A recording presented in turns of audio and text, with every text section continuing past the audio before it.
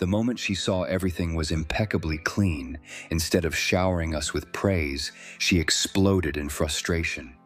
We knew she used cleaning as a form of control, but could proving it with professionals backfire on us this badly? A few years ago, my siblings and I were living a nightmare under a spite cleaner. My mom turned every weekend into what we called Hell Day. No matter how much we scrubbed and polished, it was never enough. She would head out for errands, leaving us behind to clean, only to come back nitpicking every detail, and we'd end the day with arguments and tears. Somehow, it seemed like complaining was as routine for her as cleaning. One day, after venting to each other outside the house, we decided to test our theory that she would complain no matter how spotless the place was. So we set up a crowdfunding campaign to hire a professional cleaning service, selling it as a surprise for our mom. Friends and family, aware of what we dealt with, generously pitched in.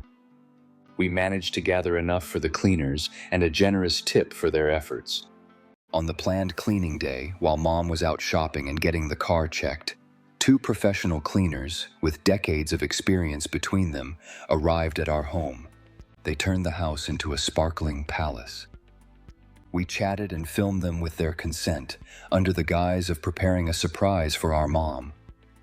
When Mom returned, accompanied by our uncle who was joining us for dinner, she barely stepped inside before unleashing her usual critical remarks. Our supposed underwhelming cleaning skills were the topic yet again. But this time, we had evidence. We showed her the footage of the professionals hard at work. Her face turned crimson with embarrassment. Then she erupted, furious for what she felt was an embarrassment in front of her brother. "How dare we invite strangers into her home?" she demanded. In the heated exchange that followed, we pointed out how it proved her constant complaints were unfounded. She had been weaponizing cleaning all along. The fallout was intense, leading her to take over most of the cleaning herself from then on, never admitting to using it as a weapon. Recently, it resurfaced in an argument, with her framing it as us tricking her. But to this day, we stand by our actions. The fallout may have left lasting scars, but was our drastic action out of line? Here's how some people interpreted what happened. Can you believe this response? One person found it all quite entertaining. "This is a fun story. You are not the jerk." This would have ended one of 2 ways: proof that you and your siblings didn't clean well enough, or proof that your mom simply complained for the sake of complaining. The embarrassment she felt was well-deserved. "This one is going to sting." Another chimed in, "You are not the jerk." Sounds like you de-weaponized her, and it still bothers her. I'm sure she found something else in time. One commenter said exactly what everyone was thinking. You didn't trick her, you exposed her.